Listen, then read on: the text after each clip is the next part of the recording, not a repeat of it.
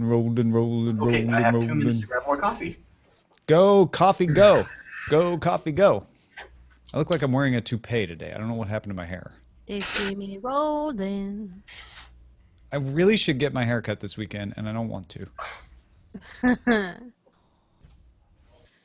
I really should start on my taxes, but I don't want to. Yep. One of these days I'll grow up and get a real job. Don't do that. Yeah, I know, that's a horrible idea. It is a terrible idea.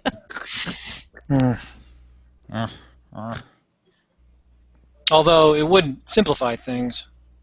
I put this Apple thing in my chronology of tech history document. I feel like it's that important. Because like Apple is going to take a stand.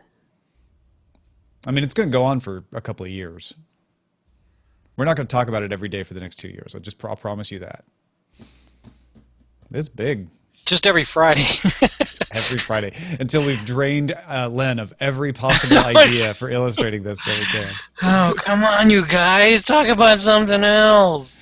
We're going to really talk about the encryption part a lot. Something really abstract. Hey guys, did you know that today is my defer anniversary? What's a defer anniversary? It's my wedding anniversary, but we're deferring it to a TBD later time. Oh, that's working. there you go. Oh, that's funny. I've been married 6 years, yo. Whoa. Congratulations. Yeah, I've been together 15 years, yo. There Wow. 6 years, huh? you go. Yeah. I've been That's as long together as I've been with about my the same amount, 16, Yeah. 15 and a half years. Oh, man. I've been married for 22 years. Right? I've been married, though, for 12 years. I got married in 93, so... I got married in 03, 10 years after you. So, yeah. So it's going to be 23 years this year. I'm the only one not in this club. Yeah, you are. You're married to your job. Married to a pineapple. Don't tell that to my ex. You're married to She already hacking. knows. All right, we should do some tech news. Married back. Let's get real in here, or something. Here we go. Everybody done groaning? All right. Yes. The Daily Tech News Show. Xiaomi. The Daily. I was bored. Tom. The Daily. To support Tom, go to dailytechnewsshow.com/support. Okay, now you can press the button, Tom. This is the Daily Tech News for Friday, February 20th, 2016. I'm Tom Merritt. Joining me today, Darren Kitchen, founder of hack5.org. And wow, the world is on fire about Apple and encryption and the FBI, and it's Fanmail Friday. Let me tell you, Darren, I'll give you one guess what all the fan mail is about. I have an idea that we're reliving the crypto wars, and it's going to be amazing, so let's just light it on fire and do it. It's like Portlandia. It's the 90s all over again. Oh, man. And here to illustrate the abstract concept of Apple fighting an encryption battle is Len Peralta. Good to have you back, man. Oh, it's good to be back. The dream of the 90s is alive in Portland and in Cleveland. Yeah. And they're still rocking in Cleveland, right? Yeah. Well, we got some headlines to get to catch you up on the latest developments with Apple, but also lots of other cool stuff happening as well. Mobile World Congress is ramping up. We're going to talk to you a little bit about that. Let's start off with the headlines. All right, so here's the latest in the Apple FBI encryption battle. Apple has been asked by a California court to aid the FBI in cracking the password of an iPhone 5C. If for some reason you missed that news, that's what's going on. Apple had until Tuesday to respond to the court's order, but Reuters now reports the company has been given a few extra days. They now have until Friday, February 26th, to respond. A New York Times report claims Apple asked the FBI to issue its request for the tool under court seal, and it was when the FBI decided to make it public that Apple then went public with their response. Apple has retained Theodore Olson, who won the Citizens United versus the Federal Election Commission case in 2010, and media lawyer Theodore Boutros, both of them prominent free speech lawyers, leading people to suspect that maybe they're going to take a First Amendment defense on this regarding software as speech, possibly.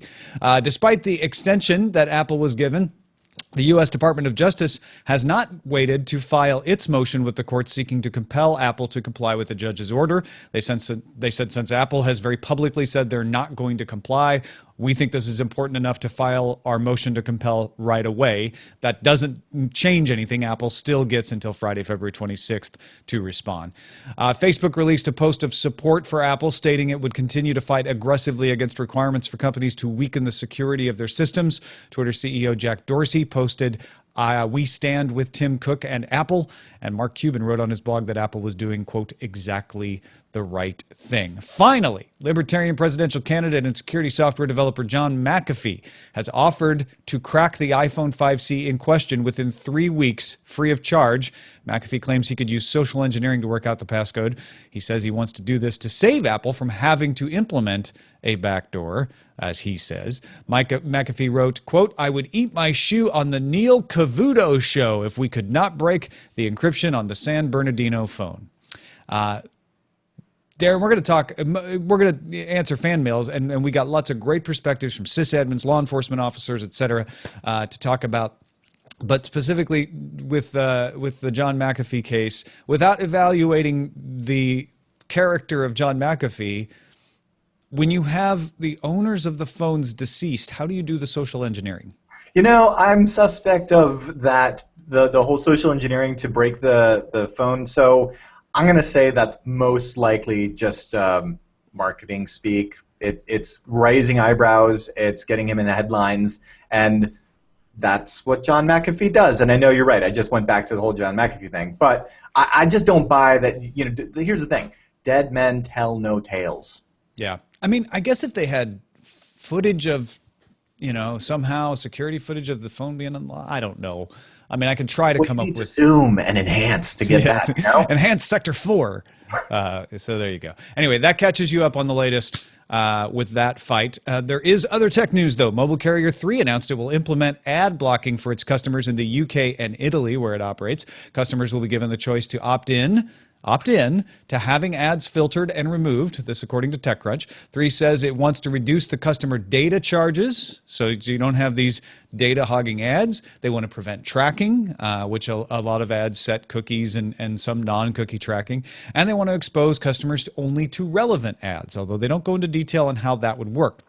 It will use technology from a company called Shine in Israel, which also provides its service to Caribbean carrier Digicel. Now, see, Tom, you got the headline all wrong.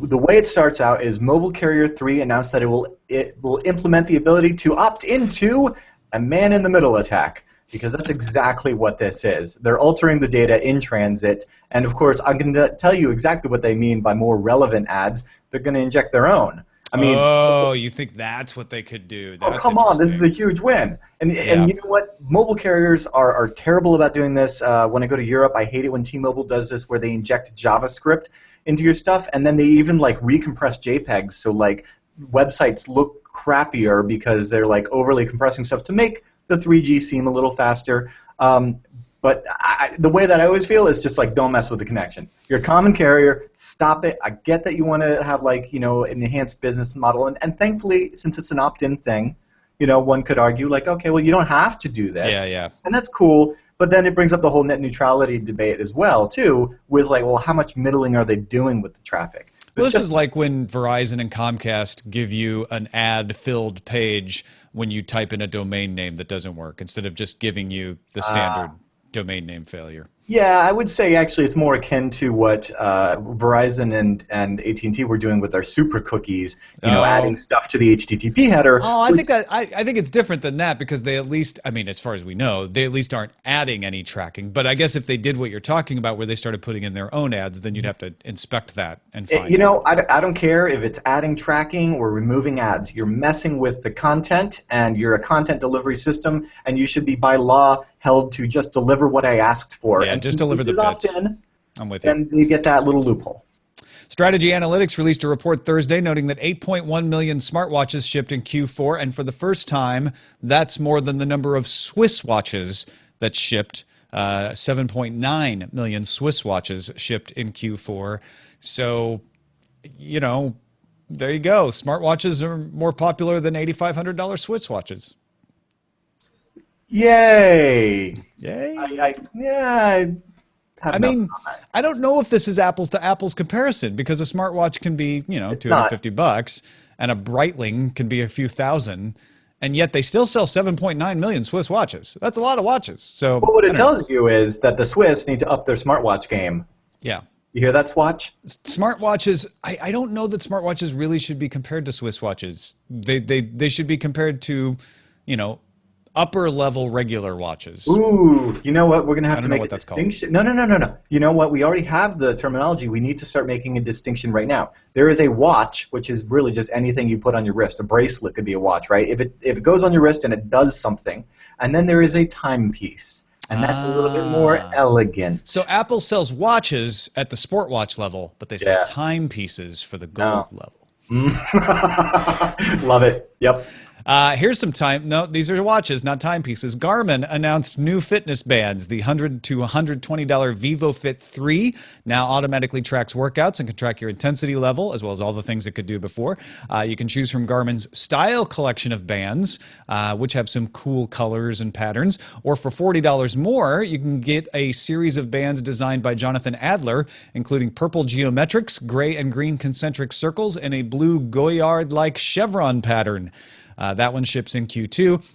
There's also the $250 Vivo Active HR, which ships this spring and adds optical heart rate sensors, 13-hour GPS battery life, and native tracking to its previous Vivo Active features. And it gives you native tracking for more sports. You wearing a Fitbit? This is just not a timepiece. No, it's a band. Yeah. PC Mag reports that starting next year, Volvo will offer an app using Bluetooth as an alternative to a physical key. They won't stop providing keys if you want them, but it's an alternative. It would allow digital key sharing for families or businesses like rental car companies. A pilot program will begin this spring with Sweden's car sharing company Sunfleet at Gothenburg Airport. So this is the one where everybody says, oh, that doesn't sound secure. What do you think, Darren? What I say is this is fantastic because you are giving the ability for the consumer to have two factors of authentication, something they have, their phone, and something they know, their passcode to get into their phone to unlock their car. And that's in of itself a good thing. Whether or not we want the key to our car to be tied to a device that has a constant internet access and has many other potential attack vectors, whereas a traditional dumb key doesn't, there's an argument to be made for the dumb key. And the Bluetooth security aspect of this as well. Right? Yes. Yeah. No, absolutely. I think that is the more troubling part, is they need to make Bluetooth security is not always implemented properly. No, I don't know what you're talking about, 0000. Listen, yeah. I feel like this is a step in the right direction in the hearts of Volvo. Yes, this is good, but I would just much rather see like a not internet connected device. And I would say like using Bluetooth would be better than rolling their own crypto, right? The rolling code stuff, there's weaknesses in that. There's abilities to break the keys for those. So in many cases there's point, right? attacks. Yeah. So in a way, being able to rescind the app's ability to work, which you could do. Yeah. Could then disable the car, and so there may be some advantages on that. There just needs to be a manual backup for when your phone is dead. That's really all this comes down to. But I would say that it's better than them rolling their own, like going with an established standard. You get on board with where the hearts and minds of people are, like making the security better. Yeah, just implement it right. Brad Heath of the USA Today points out that Judge Robert J. Bryan has ordered the FBI to disclose the source code of the tool it used to exploit Tor to the attorney of Jay Michaud. Michaud's defense involves showing the FBI overreached its warrant to use the network investigative technique that they used on Tor. The FBI operated a Tor site for 12 days in order to catch child pornography offenders. Thanks to JackRB for submitting this on the subreddit. So I want the source to be released because I want the Tor developers to be able to get access to this because I want them to make Tor more secure.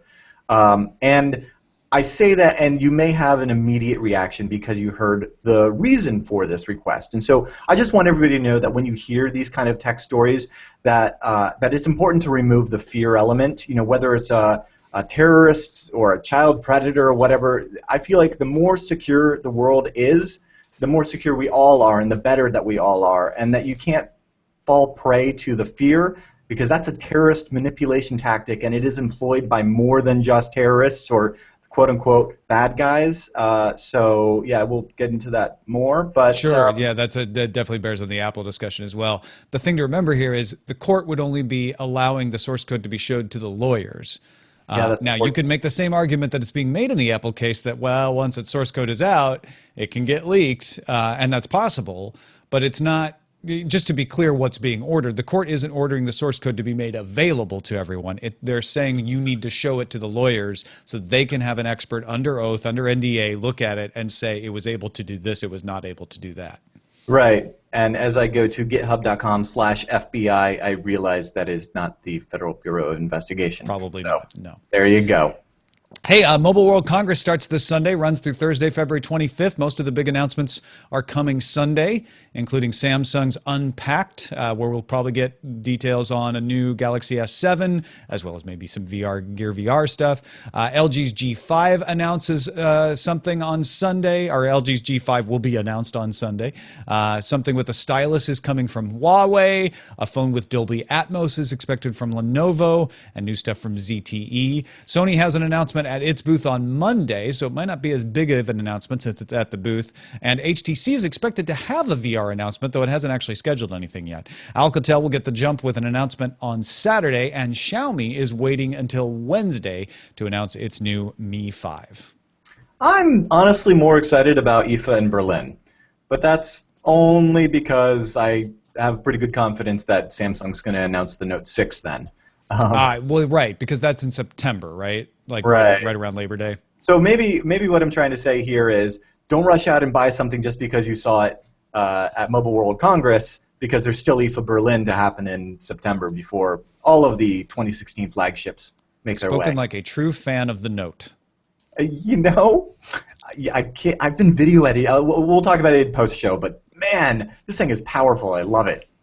Microsoft, Samsung, Qualcomm, GE, and Intel are among the companies joining the Open Connectivity Foundation in order to unify the Internet of Things standards. If you're thinking to yourself, I thought I heard of somebody who was already doing that. It's true. The OCF is the successor to the Open Interconnect Consortium, which launched in 2014. But OCF includes Microsoft, Electrolux, and Qualcomm, who were not members of the OIC, but are still members of another group called the All-Seen Alliance, which wants to use the All-Join protocol. And the All-Seen Alliance hasn't gone away. And to add a little bit of another layer of frosting to this cake, Apple and Google, two of the biggest Internet of Things makers, are not members of any of these organizations. Oh, man, the standard is dead. Long live the standard. I'm excited about this. I mean, the OCF is a positive move towards a standard because you brought Microsoft, Electrolux, and Qualcomm in on one side, and maybe All-Seen will merge with it eventually. It's not merging now, though, so that's a little hedging of the bets on Microsoft's part, I suppose. But bringing in Google or Apple is the only way you're really going to make this interesting. Right, but if you're Google and Apple, you have no incentive to join because you're already the big kid on the block. And for everybody else, this is a good thing because they can share resources and hopefully put together a secure platform that everybody can build on, instead of doing what we've been seeing lately, which is just a nation state and hackers' wet dream. Yeah.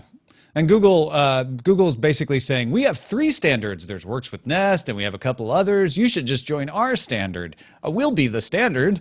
Come join our standard. And Apple's saying, we don't care about any of you. We're going to do HealthKit for Apple or HomeKit for Apple, and that's all we care about. Yeah. I vaguely remember talking about Facebook in this like a few weeks ago, killing their standard and giving up, throwing in the towel. The U.S. Consumer Product Safety Commission has deemed self-balancing scooters, you often hear them called hoverboards, unsafe after reviewing reports of 52 scooter fires between December 1st, 2015 and February 17th of this year. Scooter manufacturers will now be required to gain UL certification before selling their boards in the United States. I don't believe there are any known self-balancing scooters that have UL certification at this point. So this effectively makes all current hoverboards illegal in the U.S. I don't think there are any known self-balancing scooters at this time that hover. They don't. None of them actually hover. They all touch the ground with wheels at some point.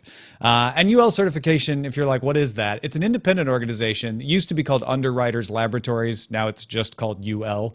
And all they do is provide safety certification for things to say, yes, this is not likely to catch fire. That's why you always see the little UL thing on your electric cords in the US. So there you go. Hopefully that means fewer fires caused by things that don't hover. Submit your stories to us, folks. dailytechnewsshow.reddit.com. It helps us put the stories together every single day. We love hearing from you. At the very least, get in there and vote on a couple of things each day. dailytechnewsshow.reddit.com. And that is a look at the headlines. So it's Fanmail Friday, which means we'll start off with our pick of the day this time. Yaru recommends the News 360 app, available for iOS, Android, and Windows. It customizes articles based on topics you've indicated you're interested in. There's lots of apps that do this. Apple News does this now. But Yaru says he likes this one the best because you can express your likes and dislikes on particular stories.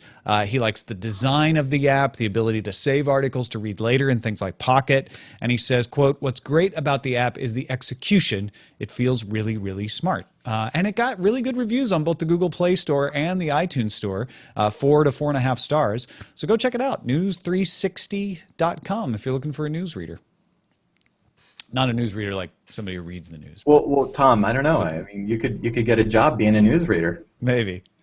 I think that job's going to be put out of business eventually. Send your picks to us, folks. Feedback at dailytechnewsshow.com. You can find more picks at dailytechnewsshow.com/picks. All right. Apple encryption, we've covered it for 3 days in a row, and I know some people probably may be a little tired of it, but this is a big story, and if your emails are any indication, you are very much paying attention to it. You have theories, you have questions. Every single email we got from yesterday's show until now was pretty much about this, with a couple of minor exceptions involving someone wanting a new logo for the video feed, which, by the way, we got. Thanks, Mustafa. And thanks, Sean, for putting it in the feed. So we're going to run through these. Basically, I'm going to read a point from somebody, and I've edited these down to make them very salient to what their point of the emailer is. And Darren and I are going to kick each one around. You ready to go, Darren? I am so ready, because you're right. This is probably the biggest tech, crypto, important story about government control and that since, the crypto wars of the 90s. This is hugely important. We start off with Rob from Damascus, Maryland, pointing out that the iPhone 5C is owned by San Bernardino County. That has been reported in many different places. He says, my employer, which is a big tech company, issued me an iPhone. If the FBI wanted to access it legally, they could speak to my employer, and with proper legal documents, they'd use their MDM, their mobile device management software, to unlock it and provide whatever they were required to. There's a very serious, and he says common, failing on the part of San Bernardino County to properly manage their technical assets. If it were a bring-your-own-device situation, that'd be different, but it's not. Darren, do you think it's on the county a little bit for not having properly implemented MDM? What? You mean the government messed up? That almost never happens. That we should pass a law that makes it illegal for the government to mess up in this way. Well, let's forget about the government side of it at this point, because it's easy to take pot shots at the government. But this is a small organization that bought phones for its employees, but didn't apparently provide any kind of management of those devices. And in small organizations, that's not uncommon. And here's the thing: really the only thing to say in this regard, and because hindsight's 20/20, but this is just embarrassing. MDM, ActiveSync, those aren't very difficult technologies to implement. And even if it's a bring your own device kind of situation, you can still apply the same things. And it's probably a good idea too, because your employees are going to be using these devices to do work-related stuff. And if they leave the organization, you want to be able to control your assets. Yeah. So I think this speaks more to how the industry has some ways to go as far as making it more accessible for any organization, big or small, to have access to those sorts of tools. But yeah, it's definitely kind of like one of those, like, looking back, hindsight's 20/20. It's like, ouch, had they just had MDM on there. Also, that's why I always bought my own devices when I worked for companies, because I'm like, this is mine. Yeah, and you would not. And I wouldn't be surprised if we saw proposed legislation, statewide or federal, otherwise, mandating this sort of stuff across the board. Because I mean, there's no reason why it shouldn't be done because it's right there. Mike wrote in, he's a law enforcement officer, and said, I may be misunderstanding, but it seems that the government is not asking Apple to break their encryption, but simply asking Apple to not prevent them from breaking the encryption on one single phone. It seems to me that Apple can create a custom version of iOS that only works on this one specific phone, and in this one specific instance, this is far from a master key, and in reality has no effect on any other iPhone in the world. The encryption and protection against brute force in my iPhone is in no way affected by these actions. Perhaps this is a distinction without a difference, but I don't believe so. People who are opposing this court order are essentially saying that they no longer agree with the Fourth Amendment and that you have an unbreakable right to privacy in all instances, no matter what. That's simply not the case. By choosing to commit crimes, you are essentially gambling with your rights. The more heinous the crime, the more you gamble. I think this is a perfectly fair position to take to say, look, if this isn't going to affect anything but this phone, this is court ordered. There's a clear crime in case. Why shouldn't Apple cooperate with this?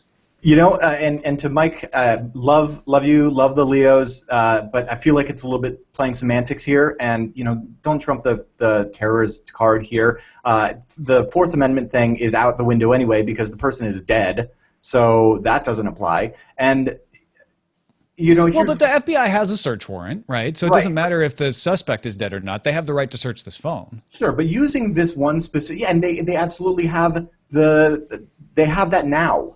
They can do that now. The only problem is that after 10 attempts, it's going to delete itself. Here's the thing. This isn't one particular instance. This isn't just one phone. And what we're talking about here is the lockout feature, right? It's a security feature, just like encryption is a security feature. And believe me, if the FBI knew that it could just ask for the encryption key and get it, it would have done that. In fact, it did that before, before in previous versions of iOS, it could do that. And Apple cooperated with those requests in most cases. Right, but what we're talking about here is we're talking about the courts forcing a software maker to disable a security feature. It doesn't matter if it's. But what about the fact that they're only doing it for this one phone? Why is that? Why isn't it for this one phone? And we'll get more into that. Yeah. It's a reoccurring theme. But here's the thing: whether it's encryption or whether it's a brute force lockout feature, it is a security feature. And what the courts are asking is for Apple to disable a security feature. Whether it's on one phone or all the phones, it doesn't make any difference because if in this case, right, what is the incentive for a U.S. company to even make security features at that point when all it takes is a court order to say, hey, on this particular instance, remove that? Well, then any particular instance it might as well be. Well, here's where I would entirely agree with Mike if we could be certain that it would only be used on this one phone and that the precedent is narrow enough that it says, yeah, you have to have a preponderance of the evidence showing that this phone was used in a crime and that is the only way that the court is going to allow a warrant. We have a couple of emails from people who take issue with that. Alan believes that if this software is created and has gone through developers and testers at Apple, then investigators and other agents at the FBI, it seems likely that the crippled version of iOS would leak out beyond its limited use intent. Think of how Stuxnet, which was targeted, managed to surface outside of its targeted area. You can't unwrite code and software like digital media. It's infinitely copyable. This seems like a risk that hackers like Darren understand and are legitimately concerned about as well. And then right along with that, Rich in Chapel Hill says, if Apple were to be compelled to give in to the FBI, then what will prevent any other nation state or governmental actor from coming in and saying, yeah, that thing you gave the FBI, give us some of that software so we can prosecute criminals and terrorists too. Here's the order from our supreme leader, or I mean court. If you don't follow it, there will be repercussions. Okay, so first of all, it will leak. There is no guarantee that it won't be shared, used again. And what's even scarier here is that I feel like that's like asking the wrong question too, because what we're talking about is setting a precedent that the government can compel a tech company to disable a security feature, period. Whether that's encryption or brute force lockout or whatever have you, and just use in the name of freedom or whatever have you against that. And there is nothing stopping another nation from copying the same thing. We know that China looks to us a lot about the way that we deal with encryption, and even a New York Times article recently brought up that very subject and pointing out how China would love to follow in our footsteps and do the same thing. Interestingly, the entire section from that about China was removed from that New York Times article without comment. So, yeah, everybody knows that that's going to happen. I think you can still make a legal argument that says, look, you have to sign the image file for that phone. Even if the software got out, you could make it so it really wouldn't be used on that phone. And therefore, this is a narrow case. I think that's a legitimate point of view. It then becomes more of a policy question of, yeah, but should you do this? Because other nations will then say, hey, you were able to do it. So if you want to legally continue to operate in my country, you're going to do it again for this phone that I want under my court order because we have a human rights violator or a human rights activist that we believe is a spy, whatever it is. So you have to consider that precedent there. Well, I feel like the whole discussion about just this one phone is like saying like, hey, I understand that it is an overreach of the law to ask you to write a version of your software that disables a security feature. But we're only going to break the law this one time. I don't think it is. I don't think it is an overreach because Apple has cooperated on these in the past. It's the fact that they have to create something new. I think that's the sticking point for Apple. Is they're not being asked to provide a key. They're not being asked to provide something they have. They're asked to be creating something new. Right, and that's for a reason that we'll get to here in a minute. Yeah, Mink wrote in and has an interesting question that he heard about the iPhone decryption issue. He's like, what does the FBI expect to find on the phone? Any communication, by definition, wouldn't it also be somewhere else beside the phone? If it was a text message, wouldn't a carrier have the metadata? Wouldn't they have the data of the text message? What do you need to unlock the phone for? What could be on that phone that couldn't be found elsewhere? Do you have any guesses on that? I'm going to say that the FBI, if they could get this information otherwise, would have. Yeah. So there must be something they think is on that phone that's only on that phone.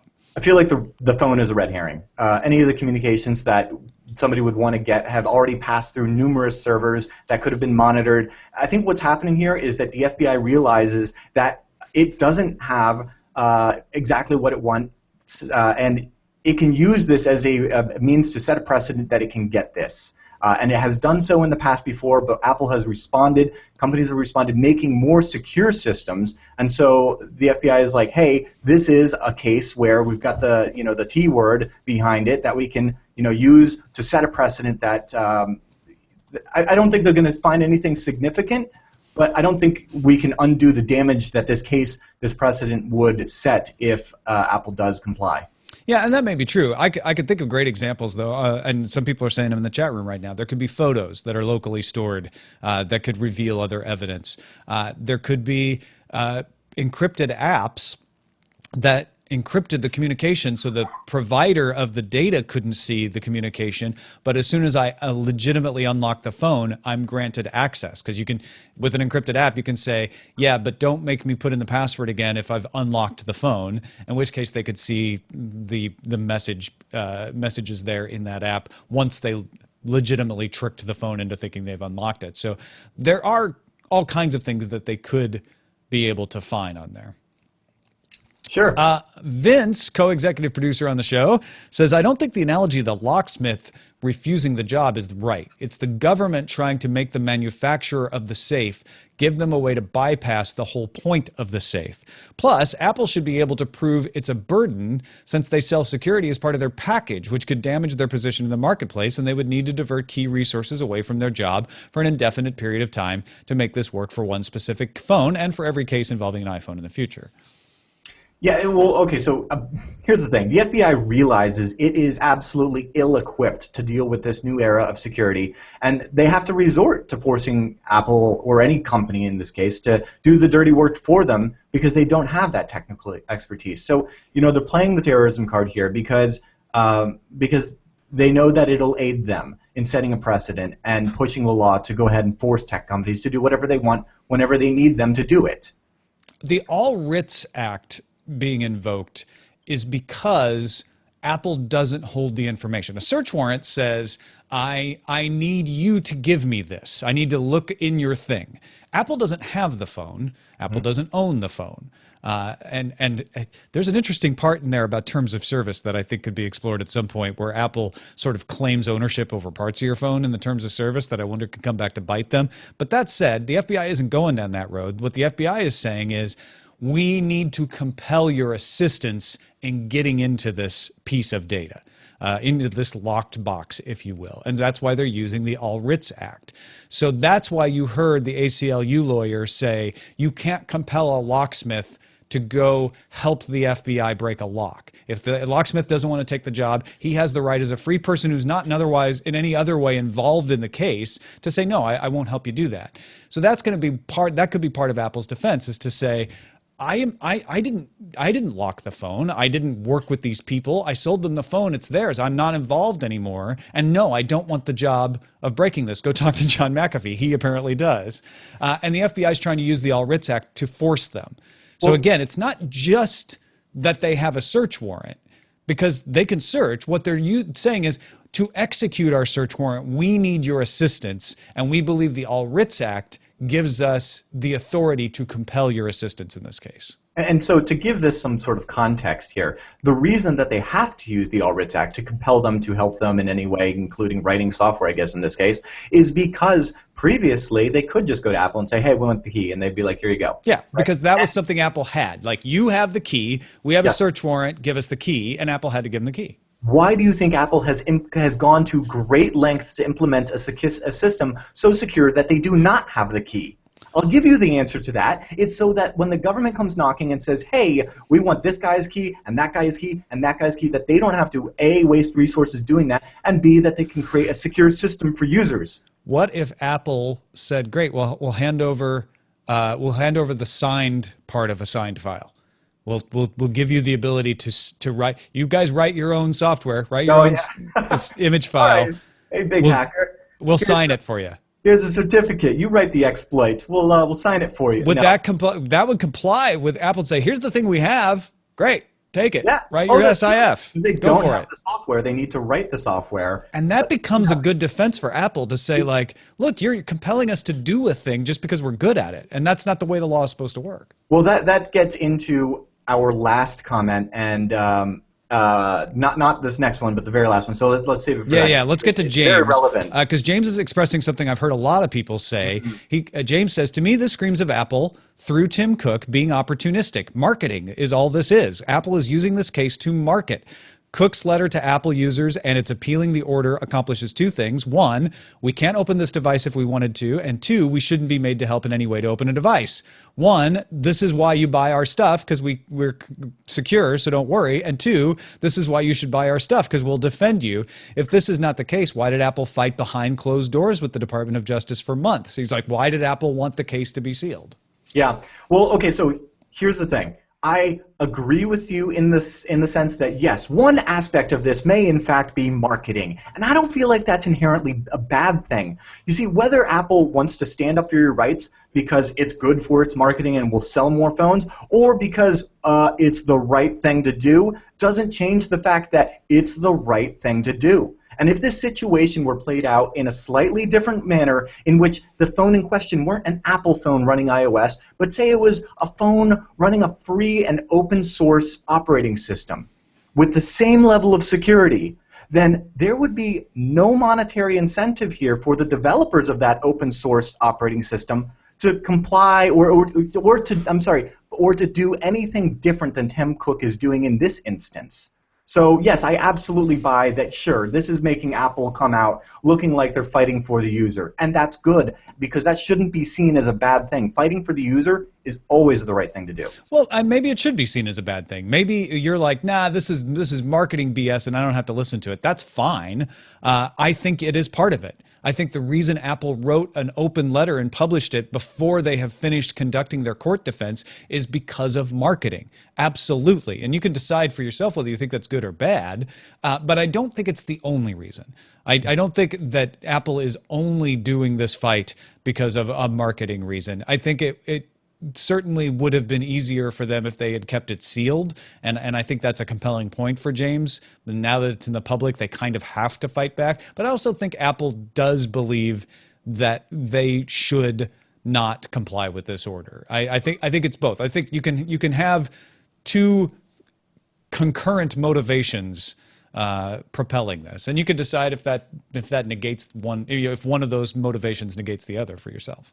Yeah, and you know what? I want to chime in with Shane and Beatmaster's comments here, because they say, Shane says that he thinks that this is a rare case where marketing and privacy rights are actually working side by side. Yeah. Beatmaster chiming in. Stopped clock is right twice a day. Occasionally your marketing and your civil rights can be pulling in the same direction. Yeah, and then Beatmaster says, hey, it's capitalism working for once. You know, I like Michael, for once. Anyway. Michael, a San Diego software developer, thinks if Apple wins this case, that the FBI will come after them for their signed certificates and code base. So this plays into what we were talking about earlier about, hey, we'll give you the signed file, you write it yourself, and then the FBI saying, great, give us the source code. He points to a similar situation where the government asked LavaBit to do the same thing, leading LavaBit to shut down their service. Keep in mind that the FBI, he says, doesn't want to have to do this kind of work themselves, but if push came to shove, they will go after the code base and certifications needed to accomplish this, and who's to say that stuff doesn't end up making its way to the NSA or other agencies? Apple's in a catch-22 because it doesn't want to do it, but by fighting against breaking the encryption, they will eventually have to give up their code base and certifications because it's something they physically have. Now, I wrote back to Michael, and we had a nice conversation about this. I disagree. I think if FBI wanted the code base, that's what they would be going for. It's easier for them to get the court to order Apple to work with them. And if the court rules against the FBI, it would then be much harder for them to say, well, then we need the code base. And so usually in the legal situations, you go for the bigger win first, and then if you don't get that one, then you can try to scale back. FBI went narrow at the beginning, implying that they wouldn't go after the code base. And the other thing is the LavaBit situation was about surveillance, not about assistance. So I think there's a difference there. But Michael has a perfectly reasonable opinion to say, like, well, but maybe the FBI will expend the resources to fight to get the source code if they don't get the assistance from Apple that they seek.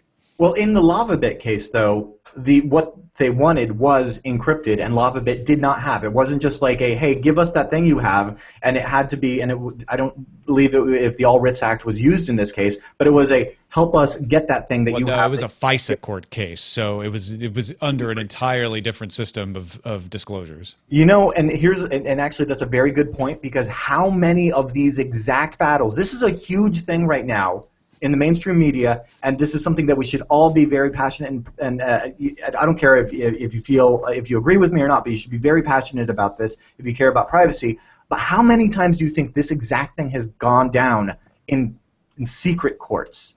You know, and the fact that we're not hearing anything from Google, I know I've kind of gone off the rails as far as the question here, but we haven't heard anything from Google in this regard. Well, we have. Sundar Pichai did 5 tweets saying that he supports Apple. 5 tweets. Okay. Well, in that case... So you're saying we haven't heard a very strong support from Google? No. And so this comes back to what we were talking about, like, oh, well, you know, if we just had to give you what we have, then here's the certificate. Here's the thing. If the FBI knew that they could just say, give us the encryption key and get the encryption key, they'd do that. Then they're like, well, we can't do that, but we can ask for them to limit the brute force protection so that we can do the thing that we know how to do, which is to brute force stuff, because, by the way, Android phones don't have this protection. You can try a bajillion times, it won't erase itself, which is kind of effed up. But regardless, if they can't get that, then they will ask for the source code, and they will ask for the signing keys. And the thing is, Apple needs to realize that they are under attack from the government. It's like any other threat, and they need to protect themselves, and they need to protect their intellectual property. And one way to go about that would be to be encrypting their asset, in this case, the signing key and the code base, and distributing parts of that key to various jurisdictions around the world to prevent this sort of thing from being able to happen. Well, what about just putting in user confirmation of any firmware update, and saying you've got to put in your passcode to accept any firmware update to anything? You're right. That's actually a good protection, and it should be done regardless, so that when the government tries to push a firmware update to your phone unbeknownst to you, because they might do that through your SIM card and various other nefarious means, that you would have to be involved in that system. However, if that were the case, then again, that would be, what would we call that? A security feature. And what is the court's asking Apple to do? Remove a security feature. So but it doesn't matter. Couldn't Apple say we can't help you with this because you need to know the passcode in order to get around the security feature? I wish that were the case, and they should absolutely implement as many of those systems and layer them on top of each other that they possibly can to protect the phone, to protect the device, but they should also, and this isn't just Apple, this is any developer that is creating secure systems, should keep this in mind, that there is a attack vector that is the U.S. government. And if you are creating secure systems in this country, you need to look at how you're protecting yourself with your signing keys, with your intellectual property in a manner that is best benefiting the user, and that may be distributing encryption keys for your own signing keys around the world so that the FBI has to go to an entity in Switzerland and an entity in Germany. Sure. Well, no, and that makes it extra secure. I'm just wondering if that's even necessary, if you require, if the key is the password by the person. In this case, you're right. It would change it. What you're saying is, what if you could be compelled to give the passcode? Well, the reason that the system works this way, the reason that the Secure Enclave was so much attention put into building a system in this regard is for this exact reason, so that they couldn't be compelled to give that key away. Otherwise, why even bother doing this, right? Why even bother creating a security feature? I'm just saying, if you were required to enter your passcode to update the firmware, then they wouldn't be able to assist the FBI in this case by giving them a signed image file, because the FBI would need the passcode in order to push the firmware. Oh, yeah. You're saying sign the firmware with both Apple's key and your own? And your own passcode, yeah. Yeah, it's a great idea, and they should do that. And the reason that they should is so that they can't be compelled. Yeah, and then there would be nothing. Apple wouldn't have to take a principled stand in that case. Now, when you say that government is an attack vector, you're referring to surveillance methods, which is different than what's going on in this case. I want to make that clear. You're talking about the precedence of metadata surveillance and things from the NSA. What the FBI is doing here isn't surveillance. This is very clearly, and I think this gets muddled a lot, and I think it's important to separate. This is very clearly a criminal case. This is the FBI saying, we've got a criminal who conducted a crime, and we have a warrant in public with a court order. This is not the same as what the NSA has been doing. This is not a secret court. This is not a fishing expedition. This is, we know, we have reasonable suspicion there is something helpful in this case on this phone, and we want to get at it. So it is a different situation than what we might face in surveillance. And what Apple is saying is not that they can't technically do it. And not that they think it's illegal. What they're saying is, we think it sets a bad precedent. We don't think that we should be in the business of helping law enforcement circumvent encryption, even if we can. And whatever you think about this, and you may think that Apple is on the wrong side of this issue, that is the thing to understand is, even if you think Apple's on the wrong side of this issue and you think they should cooperate, should they be compelled to cooperate? And I think that is the nut of the issue. That is the key here. That is the number one thing that I have issue with, and why I think the arguments about just this one time is irrelevant. And don't get me wrong, I sympathize with the Leos. I have friends at the FBI, and I understand the difficulty of their job. But I just feel like if a perfect security system could be implemented, there's no reason why it shouldn't. And compelling a company to then reduce its security just because it's going to help this one time, I'm not buying that. Well, you folks have been awesome in sending us your opinions on this and your insights into this. We really appreciate not only the people we read today, but everybody who's communicated with us in all the different various forms. Big thank you, Darren Kitchen, for sharing your insights on this and your expertise as well. HAK5.org, hack5.org. What else you got that's not Apple related?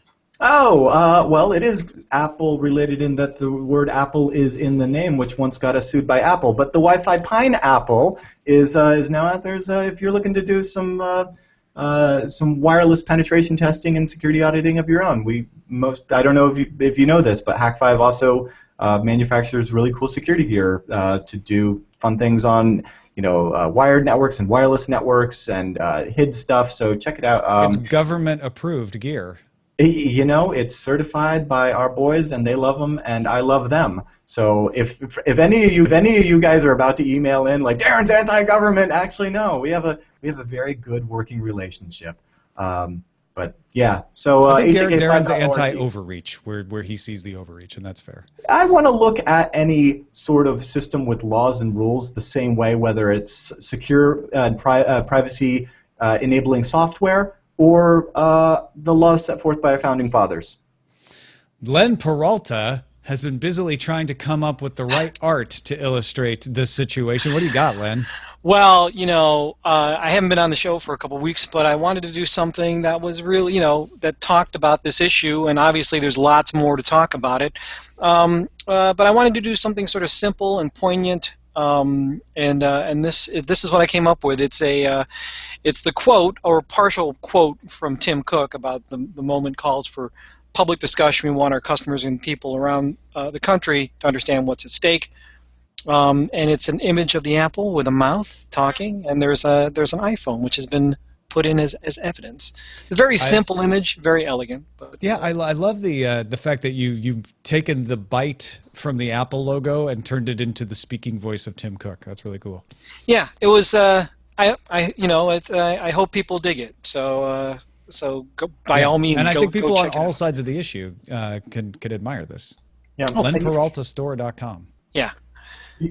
One last final thought on this, Tom. I just realized is, I also want people to kind of abstract this out and realize that this wouldn't be a different discussion if we were talking about a Windows phone or an Android phone, and if we were talking about somebody that was jaywalking or somebody that was speeding or texting while driving. Yeah, there are elements to it that enhance the interest and passions of it. That's for sure. Thank you to our patrons that make the show possible, and the people who send us emails that support the show. If you get value out of these kinds of discussions, and we hope you do, we just ask you give a little of that value back. DailyTechNewsShow.com/support.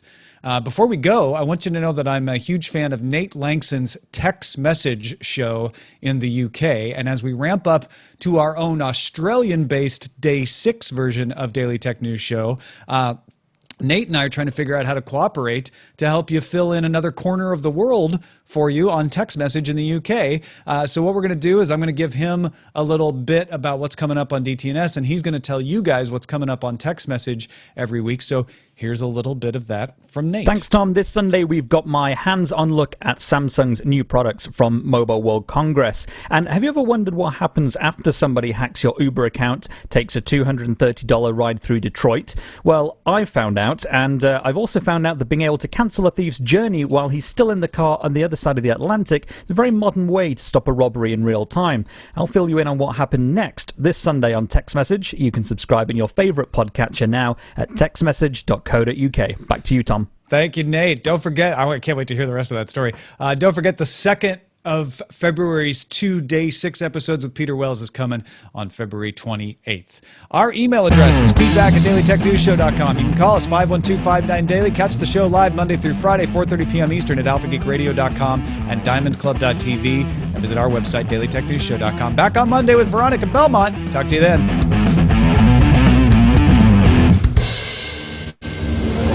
This show is part of the Frog Pants Network.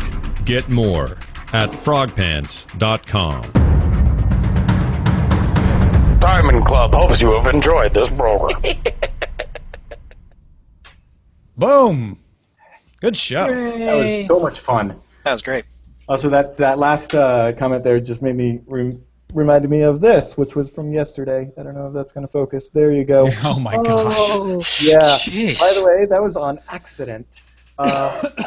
I didn't realize that when it's surcharge pricing, that it applies to all different vehicles. So if it says surcharge for black car and then you choose Uber X, that it's still surcharged for Uber X. Oops. That's why I was rushing back from the South Bay 2 days ago to be on the show. Oh, man.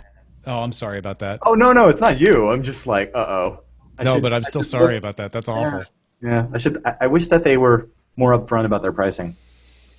Yeah, it's confusing. Well, is this Uber? That was Uber? Yeah, it was Uber. There's an app called Uber Meter. Ooh. Which tells you, I have it on my phone. Let me make sure that's the right app, but it tells you like $3.75 a mile. Lyft and who is currently in surge pricing. Oh, nice. Uber Meter, yeah. Uber Meter, thank you. You're welcome. Oh my God, did I just help Darren Kitchen? Yeah, you did. That's awesome. Well, you know what, Jenny, the show needs to go both ways, because I need some normie help. I don't even know how to chat snap. I'm here for you. I'm your normie. Thank you. You my normie. Ah, my heart is so warm right now. It's awesome. Would you like some titles? I love Apple refuses to make killer app. Yeah. Oh. I don't know if it's the right headline for the show, to be honest, but it's hilarious. The only reason it might not be is because actual people died in San Bernardino. I know. I think that's what's nagging at my... Yeah, that's the... Jenny has the mind of a paranoid PR agent, and that one gets at me a little bit. It's such a word. Benefit of not knowing, so not letting it get to me. But, Encryption Depiction. Yeah. I like Encryption Depiction, yeah. Let's see. I'm not feeling any of the McAfee ones. Nah, me either. Oh, Swiss watches past their time. I was just looking at that one. The Internet of Acronyms. Not capitalism worked for once. Come on, Beatmaster. Works for me every day. Yeesh. We really need man-in-the-middle attack blockers. Am I right? It's a little long, but I enjoy the sentiment of it. Well, I may have a product for you, but later. Hover and catch fire? Ooh, what if I modified one of Beatmaster's? He has government says hoverboards won't fly. How about what the government says won't fly? Don't get it. I get it. I don't get it. The answer is hoverboards. Oh. But also your refusal to comply with our request. Yes. Fly. Well, they can't not comply. It's the government told them to do something, and when your mother tells you to do something, you go to your room and you think about what you did. Well, when the court tells you, you actually have to. Exactly. Well, and that's the more interesting thing here is like, I am not me in particular, but I am a user of Apple. I am a citizen of the Apple empire. I happen to have been born in the United States. You can choose your OS manufacturer. You can't choose your citizenship. All right, I need the title. What are we going with? I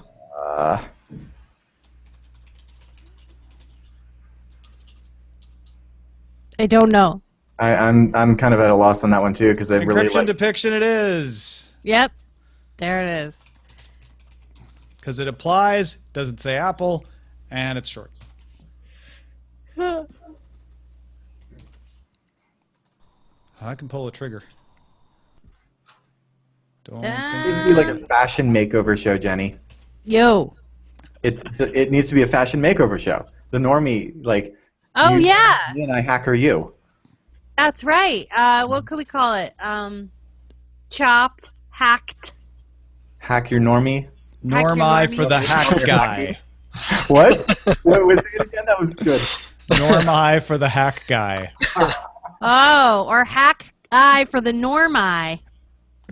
Yeah, you could depends on which way the episode's going. Yeah, you could use it either way. It's a two-part, Yeah. It's like one of those books that you would read, and then when you're done, you flip it over and read it backwards. Yep. It's got like whole nother comic book. It's like Irredeemable and Incorruptible, the two parallel series of comics. Oh, I thought we were talking about Apple and the government again. Sorry. We could just call it Make Me Smart. Just make me smart, please. I would make me look smart or make me sound smart. Works both ways. Yep. I would love to just do a play on Colleen's trademark, which is make it do the thing. Yeah. I have a button. You have her button? That. Yeah. Oh my god. Yeah. Just make it do the thing.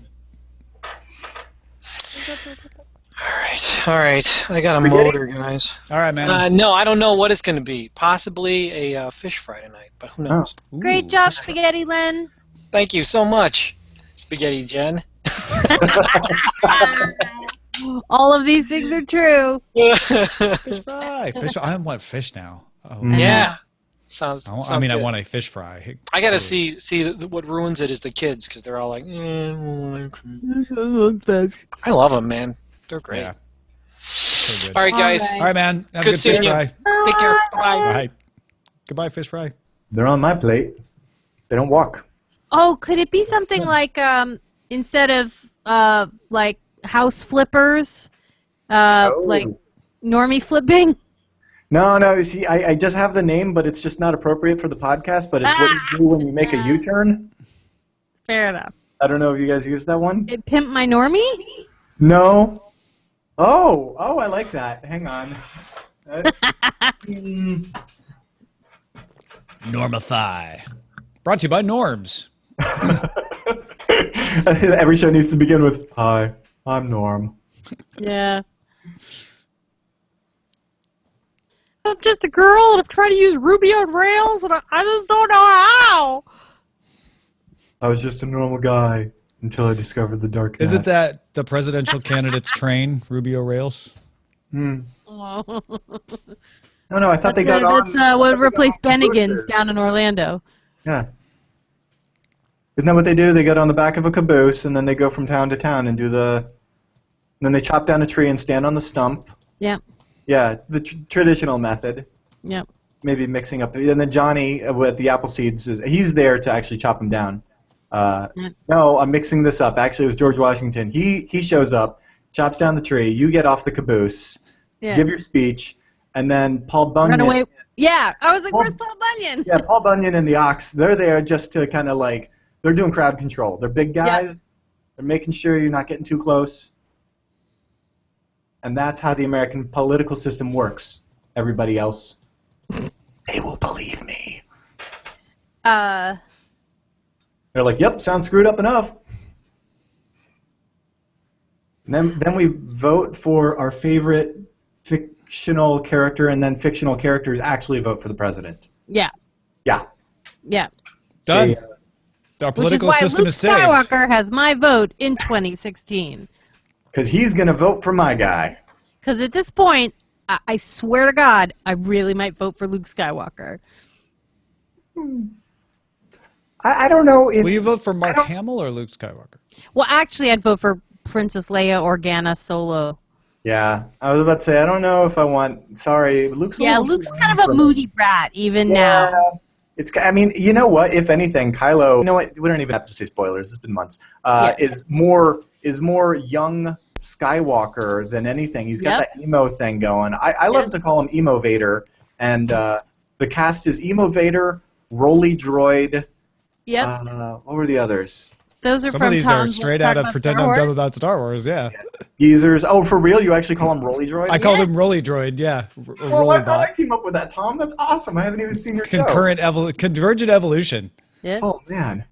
What did I call Kylo, though? It wasn't Emo Vader, though. That's really good. Another normie tip while you're thinking of it. Darren, have you seen Emo Kylo Ren versus what are the two? Fake Vader. I called him Fake Vader. Okay, I've seen Emo Kylo Ren the Twitter. Yeah, and I haven't then seen him also versus where he fights with like Emo Luke Skywalker. Oh, that's so good. It's so good. No, only Luke. And I think it's like go to Tashi Station. I think Luke actually invented Ugly Face when he found out about Vader. Spoiler alert: is his father. What? No. Oh crap! Yeah. And you know what? I'm actually really depressed that we didn't get the opportunity to see the face of Vader. You know, because the helmet was on when we got the epic "No" at the end of episode 3. Just a good old boy. Yeah, I think it's time to talk about Star Wars again soon. It's too late. Hey, did you hear that Chanserve gave voice to Schwood? What? Chancellor will give voice to anybody these days. Right? Chancellor, I thought we had a thing going. You and I, man. Since Dear 93. Chancellor. What's going on with SoundCloud? Why are you not processing? Dear SoundCloud. Oh, they finally went broke. Never mind. Kidding. Tom, what you using for your RSS? FeedBurner. Oh, okay. I was about to ask, because I tried to log into FeedBurner the other day, and it looks like they've deleted their style sheets or something, or maybe they're just trying to go for that Maybe they're going for the Craigslist look. It probably just didn't load. Okay. Oh, man. I'm surprised that thing is kicking. I logged in, and it looked like GeoCities, and I was like, uh-oh. Oh, yeah. No, the style sheet's loaded for me this time. They haven't redesigned in a while, but they actually added a feature in January. So there's like a maintainer. Yeah, they're doing like status updates. Wow. Like there's someone paying attention to it. That's all I'm saying. That's good, considering it's like, a vital piece of infrastructure of the internet. Yeah, I kind of feel like, and I recommend people, like, if you're starting from scratch, maybe don't use FeedBurner. But if you're already using it like I am, just keep using it. I forgot you had converted the Ace Detect feed to DTNS, right? What? Yeah, we swapped over at Patreon. DTNS feed, you had this RSS going on for some time, right? And YouTube. No. Oh. What? Not RSS, YouTube. Darren's talking about RSS. Yeah. I figured you picked up the Subrilliant feed to. Oh no, Subrilliant feed still has its own feed. I've got like 15 different FeedBurner feeds. Oh man. I created a brand new FeedBurner feed for Daily Tech News Show, which you could say is hubris. But my thinking is, if they didn't let Google Reader go without at least handing over some pieces of it and seeing that there was somebody else out there, they are not going to undermine podcasting in this day and age by just shutting FeedBurner down. Yeah, the consumers, we can screw those over, but the content creators, we need them to be on our side. And advertisers that would be rocked by this. So I think what's happening is probably a crisis in Google where they're like, we thought podcasting was dead, but it seems not to be dead. What should we do? And that's why FeedBurner is just kind of floating along with someone actually paying attention to it for the first time in years. How long until YouTube is like, oh, good, we'll come up with a feature where we can ingest RSS feeds and then you can watch them on YouTube Red. Yeah. No. Yeah. Would not be shocked. Guess what? I was just made an honorary millennial. What? Congratulations. Want to know why? Are you going to start slacking off now? No, I just... Well, yeah. I just started... Wait, that was my generation. Are you supposed... do you get to start... No, I just booked a podcast all through Snapchat. Nice. Me and Rich Straffolino, I'm doing the Novelization Realization podcast coming up. Oh, cool. And I've been kind of a dick about replying back to emails because things are kind of up in the air with travel and everything. And so he Snapchatted me a funny little picture of which date on a Post-it. And then we went back and forth on Snapchat, and I was like, this is so much more fun than writing emails. Oh, so, yeah, it's official. I'm an honorary, almost 40-year-old millennial. That's amazing. That's a new Sony Pictures movie coming, the 40-year-old The oldest millennial. The 40-year-old Snapchatter. Would you be my bae? Would you be my babe? Would you be my babe? Your cane is on fleek. Yeah. Well, on that note, folks, I'm out of the post. Thanks, everyone, for watching. Hope you enjoyed the week. We'll see you next time.